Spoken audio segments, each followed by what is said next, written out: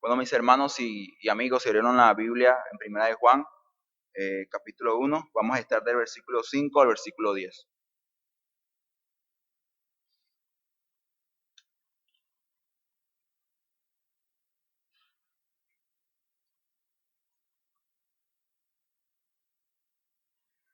Esta carta en la cual vamos a estar reflexionando un poco, meditando un poco de la palabra del Señor, es una carta bastante pequeña, una carta que tan solamente contiene 5 capítulos.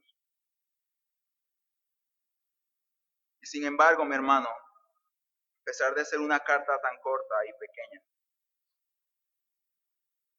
podemos ver y conocer muchas verdades importantes y necesarias para la vida cristiana, necesarias para la vida del hombre. Y esta carta, mi hermano, hace precisamente, o el autor busca hacer en su audiencia lo que quisiera que nosotros todos, incluso incluyéndome, hiciéramos esta mañana. ¿Qué es eso? Pues reflexionar y meditar y examinar nuestros propios corazones. Eso es lo que el apóstol quería de su audiencia. Y quizás tú puedes decir, pero ¿cómo es eso, mi hermano? Cuando vamos a esta carta podemos saber y entender, como lo ha entendido la iglesia a lo largo de la historia, que esta carta es escrita por el apóstol Juan. Si recordamos, el apóstol Juan no es otro que aquel que fue llamado por el Señor Jesús, considerado como el discípulo amado. Ese era el apóstol Juan. Él, luego de haber escrito el Evangelio, también escribe estas cartas. Son 3 cartas pequeñas, compactas, pero sin embargo inspiradas por Dios. Y cuando leemos esta carta, fácilmente podemos hallar o sentir una continuidad lingüística, la forma en la cual se expresa, el apóstol es una forma similar y parecida al Evangelio. Así que es casi inevitable no reconocer que el apóstol Juan fue el que le escribió. Vemos sus señalamientos, sus expresiones, cómo presenta y anuncia el mensaje de Cristo. Y es inevitable no darse cuenta que realmente es el apóstol Juan el que está aquí hablando. Pero ¿cuál es el propósito de esta carta? Y creo que es importante rápidamente mencionarlo para que a lo largo de los pasajes tomes esto en cuenta para un mejor entendimiento de lo que vamos a hablar esta mañana. El propósito de esta carta la podemos hallar en 1 Juan capítulo 5, versículo 13. Rápidamente, cuando vamos a este versículo, mira lo que el apóstol dice. Estas cosas os he escrito a vosotros. Pero, ¿para qué? Dice, que creéis en el nombre del Hijo de Dios, para que sepáis que tenéis vida eterna y para que creáis en el nombre del Hijo de Dios. Hay 2 veces la palabra creer y saber. Y es interesante porque el apóstol en su evangelio precisamente buscaba esto. Buscaba una fe de parte de su audiencia. Y cuando vamos al evangelio de Juan, lo que el apóstol quería era que toda persona que leyera esta carta, creyera que Jesús es el Hijo de Dios para salvación. Pues ahora el apóstol escribe esta carta nuevamente para que creamos. Pero ¿qué vamos a creer esta vez? Es claro y lo dice. Para que ustedes crean o sepan que son ¿qué? Hijos de Dios. Que para que ustedes sepan y crean que tienen la vida eterna. Así que mi hermano, lo que el apóstol busca acá, lo que desea que tú y yo hagamos en esta mañana, es que el engaño o al menos la duda se disipen de nuestras vidas. ¿Pero en cuanto a qué? En cuanto a la salvación. En cuanto a si somos realmente hijos de Dios o no lo somos. El apóstol quiere o deseaba en su momento que la audiencia, sus hermanos en Cristo, entendieran con seguridad de que realmente eran hijos de Dios. Es lo que él quería. Pero a su vez, al ser tan preciso y claro, al señalar y decir, tú eres hijo de Dios, a su vez mostraba y revelaba a aquellos que no eran hijos. ¿Pero por qué? Bueno, porque el apóstol era un hombre arrogante, un hombre malvado, un hombre sin amor. No, de hecho, hay mucho amor en ello. Porque si no eres hijo de Dios, si te has engañado por mucho tiempo, todavía hay esperanza. Si te arrepientes y crees en Cristo, obtendrás la vida eterna. Así que mi hermano y amigo, La idea acá es que a la luz de la palabra podamos entender y saber realmente si somos hijos de Dios, si tenemos realmente la vida eterna o no la tenemos. Porque no hay nada más espantoso que comenzar un año engañados. O comenzar un año de hecho siendo hijo de Dios y pensando que no lo somos. Así que quisiera ayudarte en el Señor por medio de la palabra. Al menos en este poco tiempo ver dos señales o dos muestras de que tienes la vida eterna. Ese es el título de este sermón. Dos muestras de que tienes, o dos muestras o dos señales que tienes la vida eterna. ¿Qué señalan eso? Este pasaje del 5 al versículo 10 lo he dividido en dos partes. Del 5 al 7, andando en luz. Y del 8 al versículo 10, confiesan sus pecados, recordando de que son dos muestras. Primera muestra, aquel que tiene vida eterna es una persona que anda en luz, y veremos por qué razón es que debe andar en luz. Y segundo, confiesan sus pecados. Son dos muestras o señales de que alguien tiene la vida eterna.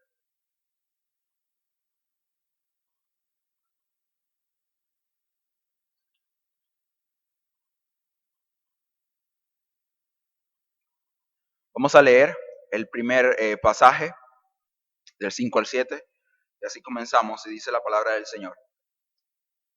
Y este es el mensaje que hemos oído de Él, y os anunciamos. Dios es luz, y en Él no hay tinieblas alguna. Si decimos que tenemos comunión con Él y andamos en tinieblas, mentimos, y no practicamos la verdad. Pero si andamos en la luz, como Él está en la luz, tenemos comunión unos con otros, y la sangre de Jesucristo, su Hijo, nos limpia de todo pecado. El apóstol comienza diciendo, hay un mensaje, y este mensaje lo hemos recibido ¿de quién? De Cristo, porque si se da cuenta, versículos anteriores termina hablando de una verdadera comunión que se tiene con el Padre y con su Hijo Jesucristo. Así que está hablando que el apóstol, como lo dijo anteriormente en el primer pasaje, siendo un testigo ocular de la encarnación de Jesús, viendo y palpando con sus manos lo que es tocante al verbo de la vida, él dice, Él nos dijo algo, Él nos enseñó algo. ¿Pero qué es eso? Es claro y dice que Dios es luz. No solamente eso, sino que en Él no hay ninguna tiniebla. ¿Te das cuenta? El apóstol ya comienza hablando y es contundente y claro al decir, Dios es luz. Pero entiende, en Él no hay nada de tinieblas. Y quizás tú puedes decir, pero ¿qué está hablando el apóstol? Pues bueno, en esta carta el apóstol Juan, entendiendo que el propósito es para que la audiencia creyera o entendiera que eran hijos de Dios, él lo hace con tres frentes o tres maneras. Nos muestra de forma general en la carta tres pruebas a lo largo de ella. La primera es la prueba moral, la segunda es la prueba social y la tercera es la prueba doctrinal. Prueba moral, aquel que es hijo de Dios, tiene vida eterna, obedece, se santifica. Prueba social, él ama a sus hermanos. Prueba doctrinal, él cree en Cristo como aquel que se ha encarnado. Así que ahí tenemos esas tres. Pero en este pasaje veremos la prueba moral. Y si se da cuenta, aquí la palabra repetida son luz y tinieblas. Pero en cuanto a qué hace referencia la luz y las tinieblas? Mi hermano, cuando aquí el apóstol habla de que Dios es luz, habla de la santidad de Dios. Habla, Dios es santo. La bondad es parte de la naturaleza de Dios. Él es perfecto. Por lo tanto dice que en Él no hay tinieblas. Y cuando vamos a Santiago hay un mensaje similar y es que te dice, Dios es el Padre de las luces en el cual no hay sombra de variación. O sea, Él no cambia, no hay nada oscuro o algo de qué temer de Dios. Todo, absolutamente todo, su ser, todo lo que Él es, su esencia, es perfecta y santa. Pero, ¿qué tiene que ver con eso? O sea, estás hablando de Dios. ¿Qué tiene que ver el carácter de Dios con nuestras vidas. Pues para el apóstol Juan, mi hermano y amigo, tenía mucha relación. Es impresionante ver cómo la teología o el conocimiento del apóstol de Dios, él veía que sí o sí tenía que afectar o al menos tener que hacer algo en la vida de un hombre.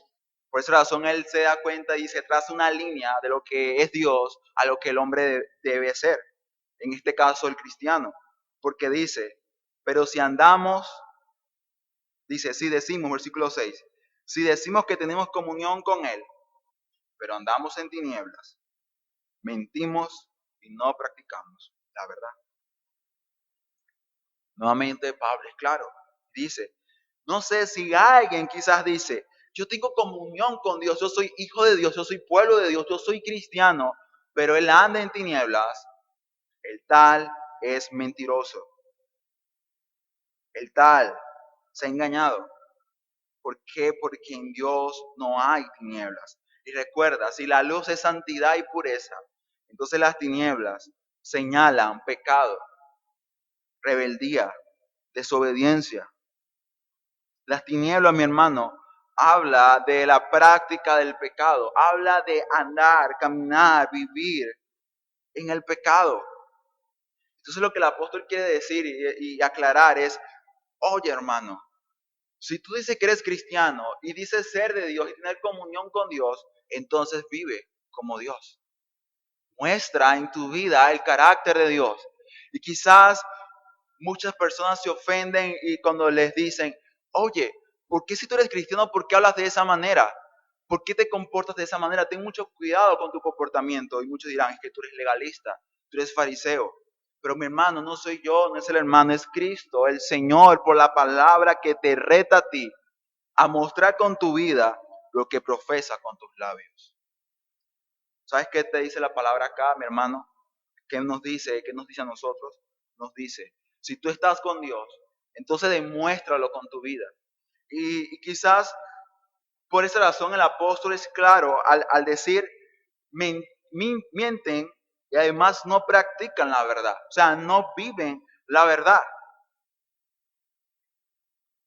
Un hombre del Señor decía, hoy día es tendencia un cristianismo barato. Un evangelio barato, de hecho muy barato. Está como la total. Te llegas con $8, $10, te compras cualquier cosa. Es barato, ¿no? Bueno, así, tristemente, muchos viven un evangelio barato. No cuesta nada, no vale nada. Cristianos nominales, voy, asisto, paso un momento y ya me desenchufo. Mi hermano, eso no es el cristianismo verdadero. No porque lo diga yo, la palabra lo está diciendo.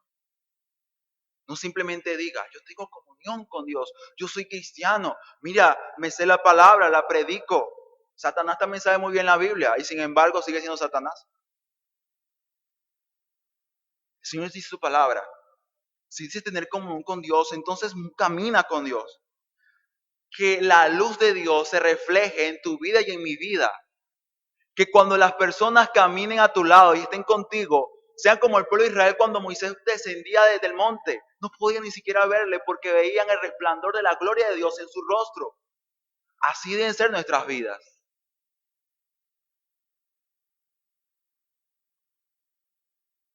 Quizás muchos se alegran hoy día porque hay muchas iglesias. Y sí, ojalá fuera para alegrarse, pero muchas de esas iglesias, y cuando hablo de iglesia no hablo simplemente de un local, hablo de los que se congregan ahí, dicen ser cristianos, decepcionan mucho, mi hermano. Y tú puedes decir, pero tú quién es para decepcionarte. Imagínate, yo soy un hombre pecador, tengo que pelear con mi pecado, así como tienes que pelear con el tuyo, y sin embargo digo, wow, qué triste. Piensa tú ahora, ¿qué pensará el Señor, Cristo, este Dios, de cada uno de ellos? Pues bueno, mi hermano, por eso es este mensaje y la palabra de Dios es clara, pues quiere hacerte ver o al menos mostrarnos que si tenemos comunión con Dios, entonces realmente eso será reflejado en nuestras vidas.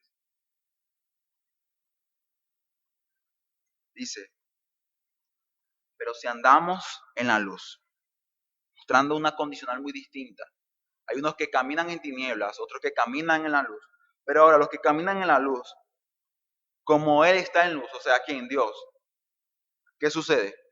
¿Qué hay? como fruto al hacer esto, dice acá, tenemos comunión unos con otros y la sangre de Jesucristo su Hijo nos limpia de todo pecado.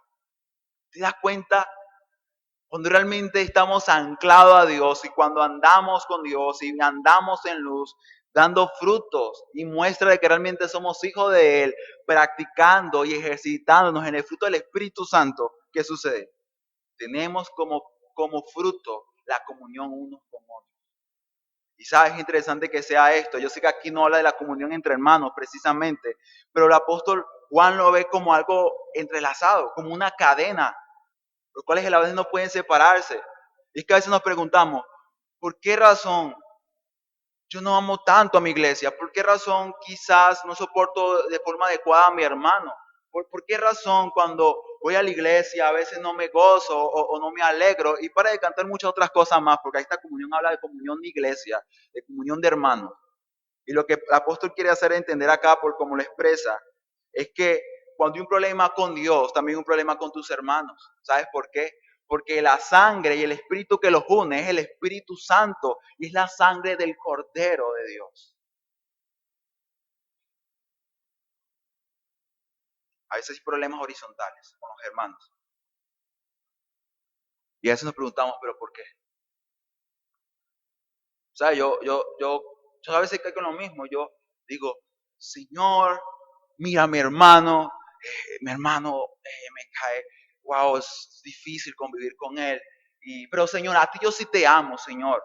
Y quizás a veces parece muy espiritual no decir eso. Todos son egoístas, todos tienen envidia, Señor, pero tú eres el amigo perfecto, Señor. A ti sí te amo.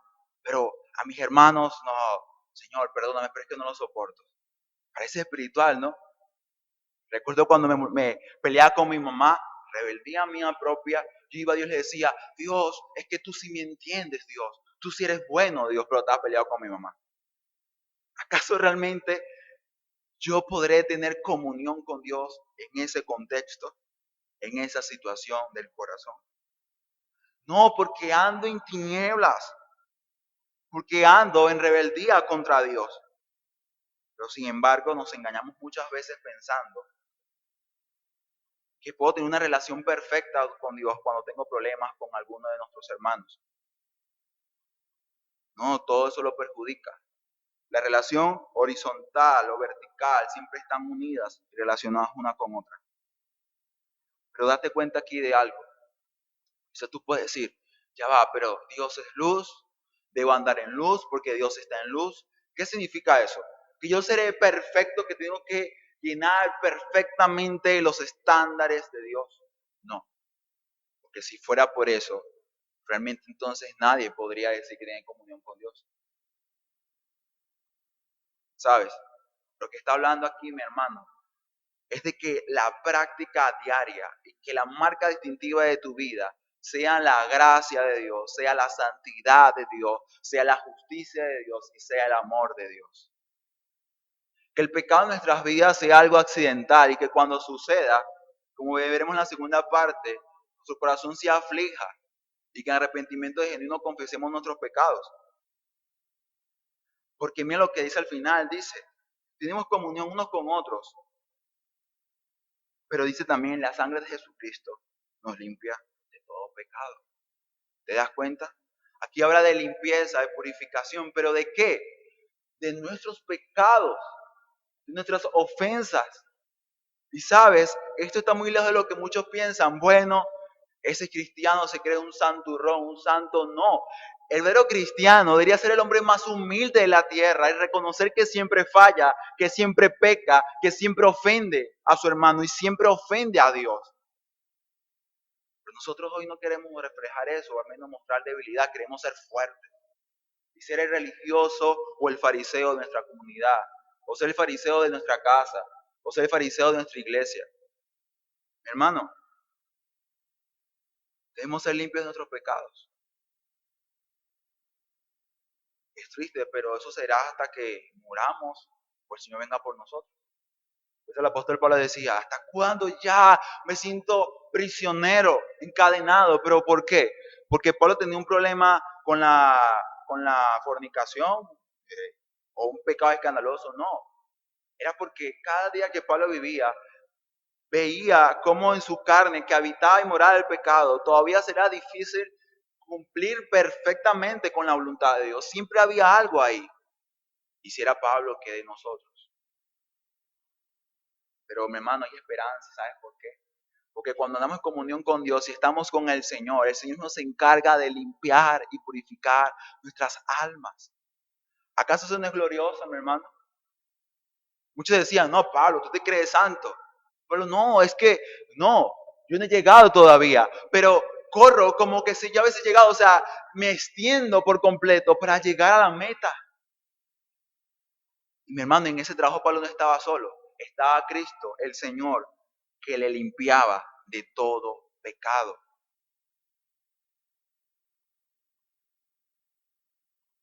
Si no nos pide nada imposible. De hecho, si lo hiciera, fuera un Dios malvado. Pero Dios no es así, mi hermano. Dios no es así.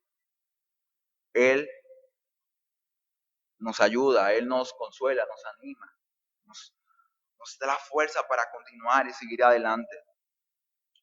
Y cuando nos preguntamos entonces, ¿cuál es la primera muestra que tenemos vida eterna?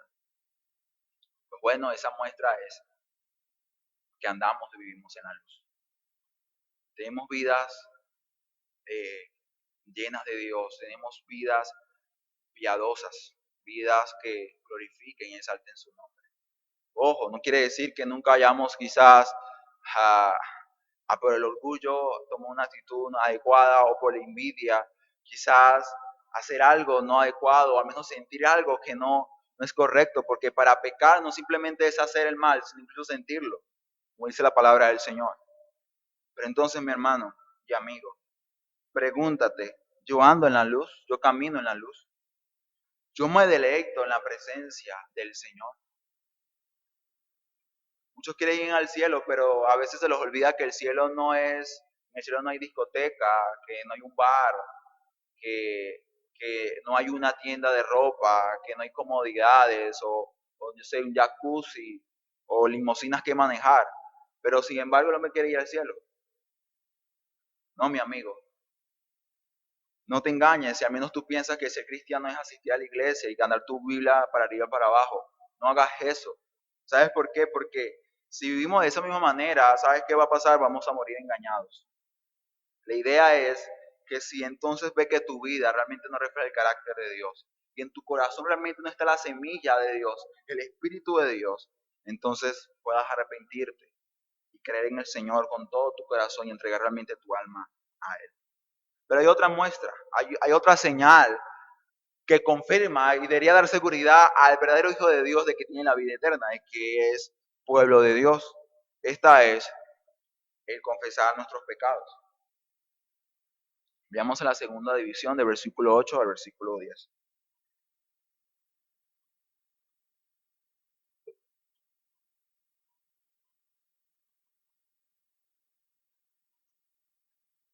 Dice, si decimos que no tenemos pecado, o dicho, si decimos que no tenemos pecado, nos engañamos a nosotros mismos y la verdad no está en nosotros. Si confesamos nuestros pecados, Él es fiel y justo para perdonar los pecados y limpiarnos de toda maldad. Si decimos que no hemos pecado, lo hacemos a Él mentiroso y su palabra no está en nosotros. Quisiera tomar en cuenta versículo 8 y 10 porque se parece muchísimo. Es que comienza diciendo, si decimos que no tenemos pecado, ¿qué sucede? Nos engañamos a nosotros mismos y la verdad no está en nosotros.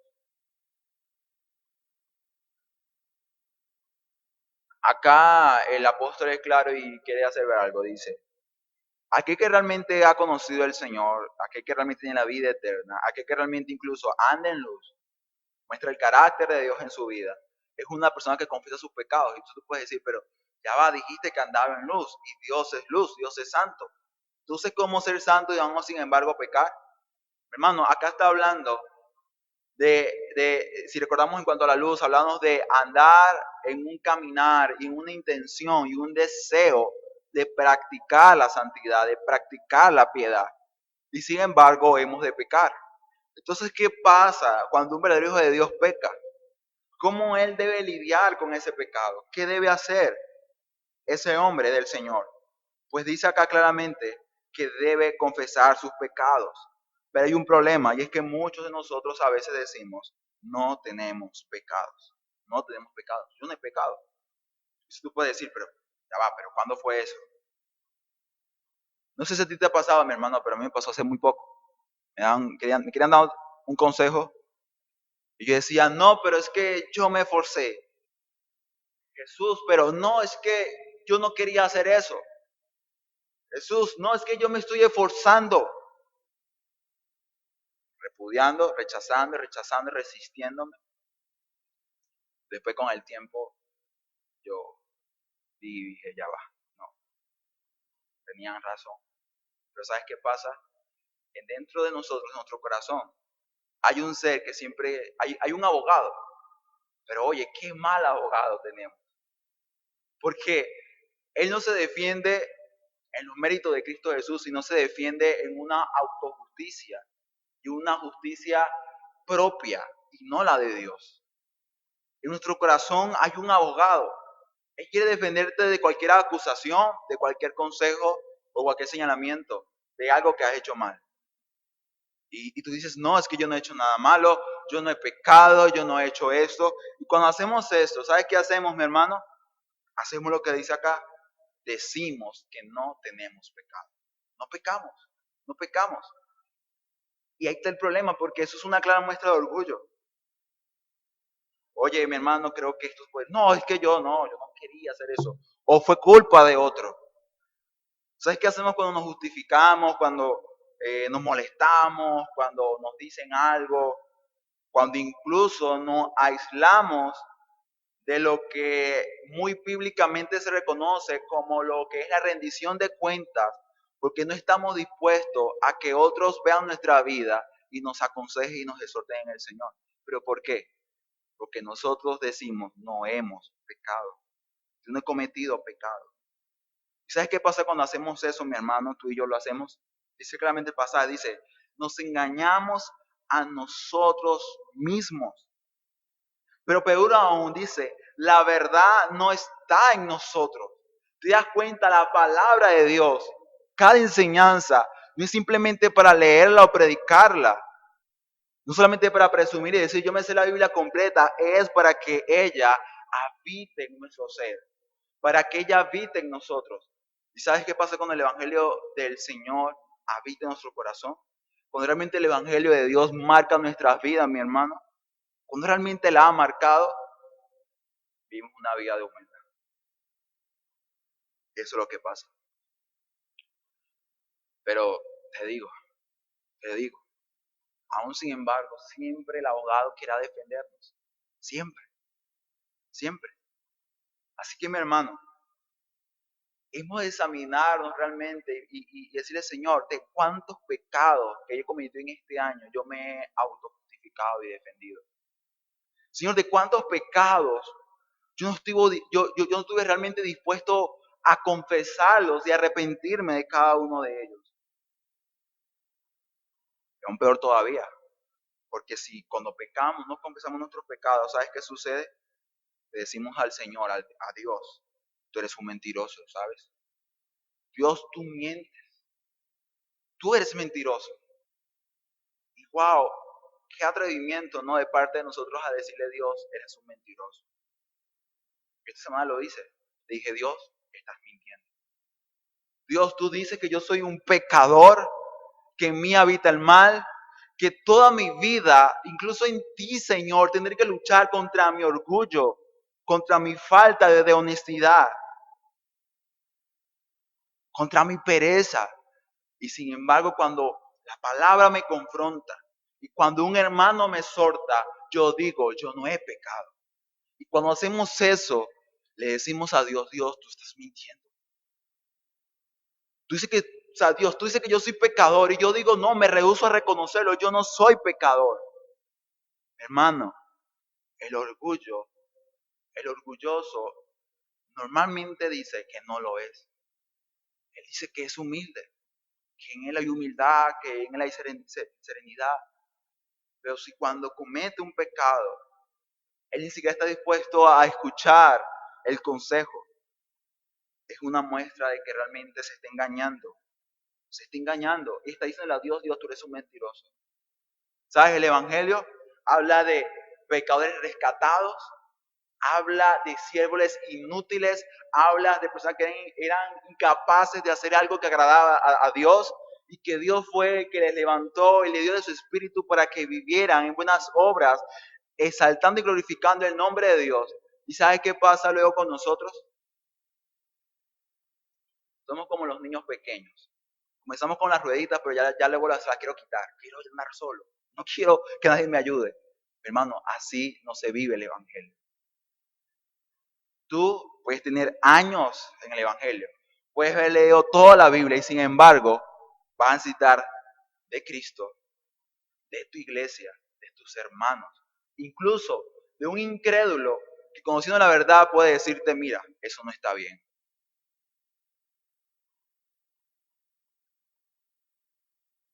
Cuando hacemos esto, de forma práctica, estamos mostrando que la palabra de Dios no está en nosotros y que su verdad tampoco lo está. Son sinónimos, mi hermano, son sinónimos. Y si tú preguntas, ¿será que un verdadero hijo de Dios puede caer en este estado? Sí, y de hecho tendrá que pelear constantemente con ese pecado. Entonces, ¿por qué, mi hermano, decirlo o al menos predicarlo?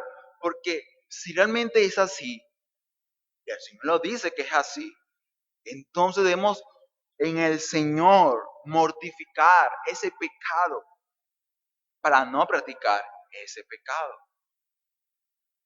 ¿Sabes por qué? Porque sin importar el pecado que hayas cometido o cuán daño le hayas hecho a alguien, si estás en el Señor, o si no estás incluso en el Señor, puedes hallar perdón a esos pecados. Puedes hallar misericordia que ningún hombre puede darte, ni quiere darte de hecho.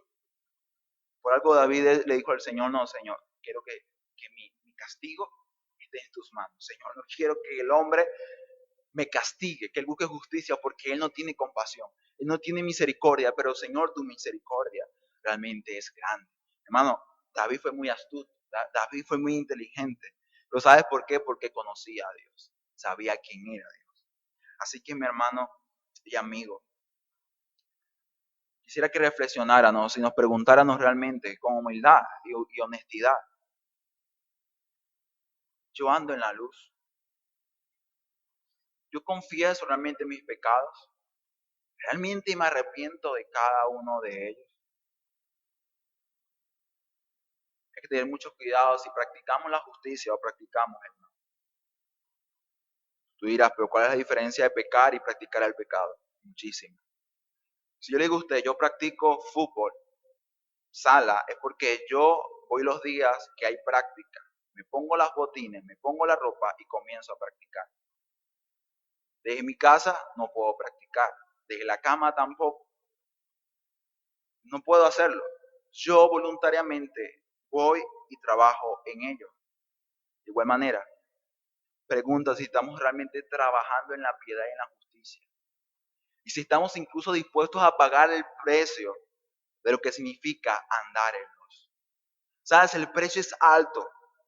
Porque siendo Cristo la luz, fue rechazado por los hombres y fue llevado a una cruz. Y de igual manera nosotros si andamos en luz y vivimos como Cristo, como Dios, entonces tenemos que sufrir lo mismo, mi hermano. Da dos señales y muestra que realmente es hijo de Dios. Y Pablo, digo, el apóstol Juan lo dice para que ellos tengan la seguridad es, ¿andas en luz? Sí, ando en luz. Confiesa tus pecados, si te arrepientes de ellos, sí lo hago. No perfectamente, pero deseo hacerlo y constantemente me pregunto, Señor, si hay un pecado en mí, Señor, muéstramelo. Porque de Él es de arrepentirme. Debería ser la oración de cada uno de nosotros. Si tenemos estas dos cualificaciones, entonces podemos hacer lo que ha hecho Pablo, lo que el apóstol Juan quería, y es creer y saber realmente que tienes la vida eterna y que Así que mi hermano, tú que crees en el Señor y realmente estás dando frutos de ello, sigue anclado a Cristo. Sigue dependiendo del Señor, caminando con humildad. Pero mi hermano, si quizás no es tanto así, sino un poco de que realmente las cosas no están yendo muy bien en nuestras vidas, mi hermano. Entonces, meditemos, tenemos nuestro corazón, porque todavía hay esperanza y tiempo. ¿Sabes por qué? Porque el versículo 9 dice, si confesamos nuestros pecados, Él, o sea, Cristo, el Señor, Él, no tu hermano, no tu predicador, no, Cristo, Él es fiel y justo para perdonarnos los pecados. Pero además, mira lo que hace el Señor, cómo es el Señor bueno. Él también nos limpia de cada uno de ellos. El Señor no simplemente te dice, bueno, sí, está bien, te perdono, chao, vete. Estás gediendo, vete de aquí. Ya. Señor, perdóname, sí, te perdono, ya, vete. No te quiero ni ver. Tantas veces me has desobedecido, cuántas veces te has rebelado, cuántas veces has sido orgulloso. No, Jesús no es así, Cristo no es así. Por eso te invito a que no tengas miedo a confesar tu pecado. Confiésalo. Porque de hecho Cristo está esperando con los brazos abiertos que te acerques a arrepentimiento para perdonarte y para limpiarte de él. Hermano, Cristo y su gracia no es en vano, es el Evangelio. Y en el Evangelio hay una dinamita y un poder para salvar, para santificar y para llevar a cada escogido a la promesa eterna de la vida eterna. Así que, no sé, de verdad, que el Señor nos perdone y nos ayude realmente a confesar nuestros pecados, a andar en humildad, a vivir y practicar la santidad, la pureza, la santificación. Quizás hoy día en los púlpitos, en muchas iglesias, no se predica de eso, no se llama a la membresía, a la iglesia, a los visitantes, a arrepentirse, a confesar sus pecados, porque para algunos es un poco hiriente, un poco señalativo, es poca misericordia, porque Dios es amor, amor, amor. No, te equivocaste. Tienes amor, amor, amor. Dios es santo, santo, santo. Y su santidad, mi hermano, su santidad no es negociable, no lo es. Ni aun cuando decimos ser cristianos, la santidad de Dios no es negociable, no lo es. Recuerda, la prueba moral es la primera de 3 pruebas de un verdadero hijo de Dios. Así que la iglesia está en el derecho de dudar de la confesión de fe de alguien si ese alguien no muestra un fruto de santidad, de piedad. Si no da una muestra moral, tú estás en la capacidad quizás de dudar de su profesión de fe. Lo puedes hacer. Pero acá el apóstol no quería realmente que entonces comenzaran a pelear y decir, bueno, tú eres hijo de Dios y yo sí soy, o tú no eres. No, Pablo no quería, el apóstol Juan no quería eso. Pues dice, hijitos, capítulo 20, versículo 1, hijitos míos, estas cosas os escribo para que no pequéis. Y si alguno hubiere pecado, abogado tenemos para con el Padre a Jesucristo, ¿quién? El justo. ¿Pero por qué? Porque Él es la propiciación por nuestros pecados. No solamente por los nuestros, sino también por los de todos. El mundo hoy celebra el nacimiento de Jesús. Pero ojalá celebrarían eso como deben celebrarlo, si quieren celebrarlo. ¿Por qué? Porque sí, fue un niño, nació, se encarnó, pero Él nació para ser crucificado por tus pecados y por mis pecados, para que Él fuera la propiciación, la paga de nuestra eterna deuda.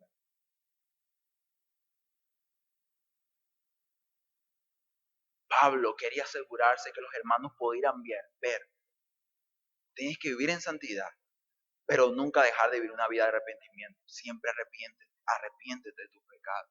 Confiésalos al Señor, porque el Señor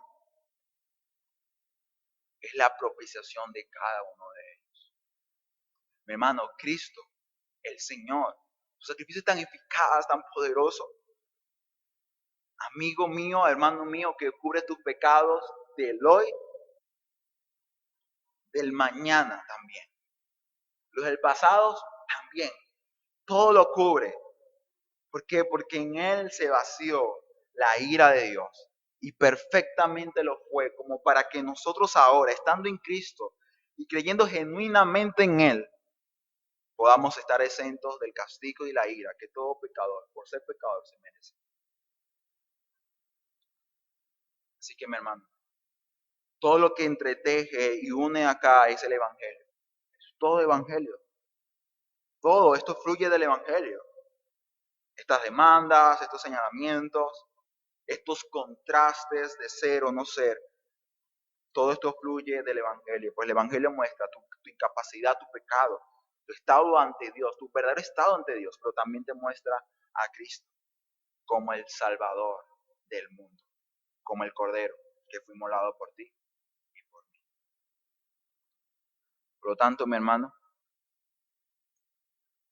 quisiera terminar diciendo y animándote que un año viene, se avecina. Muchas cosas más habrán de suceder y quizás al ver lo que pasó durante todo este año podemos darle gracias, Señor, gracias, Padre, porque tu gracia estuvo siempre presente, tu amor nunca se acabó, se agotó. Pero también quizás podemos llegar a decepcionarnos un poco y decir, wow, Señor, mira, que acá, mira el daño que le hice a esta persona, y entristecernos. Y si es así, qué bueno es que así pase, porque realmente eso es lo que el pecado debería causar en nosotros. Pero, mi hermano, aquí el apóstol es claro. Si es así, confesemos nuestros pecados.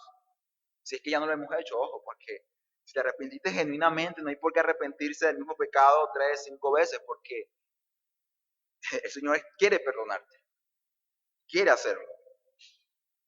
Pero también, mi hermano, recordemos que debemos andar en luz y tener una vida de arrepentimiento. Si eso falla, debemos preocuparnos.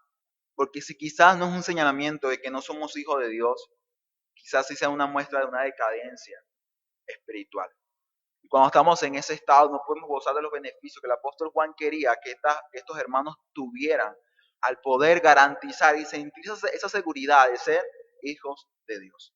Así que, mi hermano, meditemos, reflexionemos nuestra vida y que el Señor permita, por su gracia y misericordia, que este año que se avecina podamos reflejar con más claridad y fuerza la luz de Dios y podamos vivir día con día una vida de verdadero arrepentimiento. Y aquí, amigo presente, quisiera decirte, y así termino, que no hay pecado que Cristo no pueda perdonar. No hay pecado, lo aseguro. Todos los pecados han sido eficazmente cubridos por Cristo Jesús. Aquí dice, todo el mundo, todo el mundo. Y no dice claramente que todo el mundo será salvado, pero sí dice claramente que el sacrificio de Cristo es tan perfecto, tan grande su gracia, su misericordia, que podría salvar al mundo entero, completo. Y que esa gracia y amor está disponible a cada persona. Así que mientras hay vida y esperanza, y no dejes para mañana lo que quizás podría hacer hoy. El Señor espera pacientemente a sus hijos para que ellos se confiesen y se arrepienten ante Él y puedan experimentar el gozo y el deleite eterno de ser hijo de Dios, de ser pueblo de Dios y tener una esperanza perfecta, gloriosa, de que aunque si mueren hoy, mueren unos días y quizás el año nuevo no lo llegan a ver, aún si sucediera eso, ellos saben que con Cristo Jesús estarán por siempre. Así que, mi hermano, alabemos al Señor, exaltemos su nombre por su misericordia y gracia.